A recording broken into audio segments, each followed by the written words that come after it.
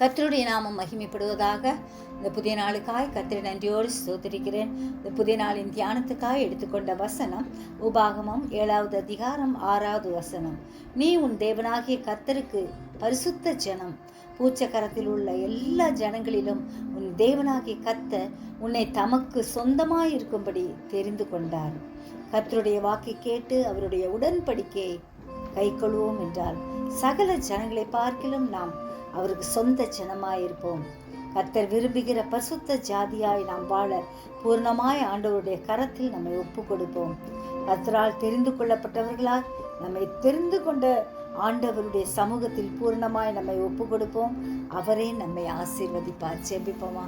ஜீவிக்கிறதான நல்ல இயேசுவே, இந்த அருமையான நாளுக்காய் நன்றியோடு ஸ்தோத்திரிக்கிறோம். எங்கள் ஒவ்வொருவரையும் உடைய காயப்பட்ட கருத்துக்களாய் ஒப்பு கொடுக்கிறோம். பரிசுத்த ஆவியானவர் எங்களை பொறுப்பிடும், வழி நடத்தும், ஆசீர்வதியும் ஐயா. எப்பொழுதும் எங்களோடு கூட இருக்கிறபடியால் நன்றியோடு ஸ்தோத்திரிக்கிறோம் ஐயா. உமக்கு பிரியம் உள்ளவர்களாய் காணப்பட கிருபை தாரும். பரிசுத்த ஜனமாய் வாழ கர்த்தருக்கு அனுக்கிரகம் செய்யும்படியாய் கெஞ்சுறோம். உமக்கு சொந்தமாய் இருக்கும்படி நீர் தெரிந்து கொண்ட பாத்திரமாய் நாங்கள் வாழ இன்னும் வேண்டிய கிருபைகளை நாளுக்கு நாள் அதிகப்படுத்தும்படியாய் கெஞ்சுகிறோம்.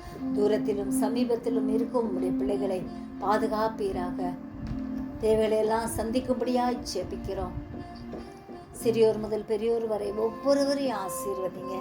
எங்களோடு கூட இருக்கிற உடைய சமூகத்துக்காய் நன்றியோடு ஸ்தோத்திரிக்கிறோம். என் கிருபை உனக்கு போதும் என்று சொன்னீரே. உடைய கிருபையால் எங்களை அலங்கரிக்கும்படியாய் ஜெபிக்கிற ஐயா. நாளுக்கு நாள் அறிகிற அறிவில் இன்னும் வளர கிருபைதாரும். உங்கள் பலத்தை பெற்றவர்களாய் முன்னேற என் தேவன் அனுக்கிரகம் செய்வீராக. ஆசீர்வதிங்க. எங்கள் ஒவ்வொருவரையும் வழி நடத்துங்க, பாதுகாத்துக்குங்க. இயேசுவின் மூலம் ஜெபங்கேளும் பிதாவே. ஆமென்.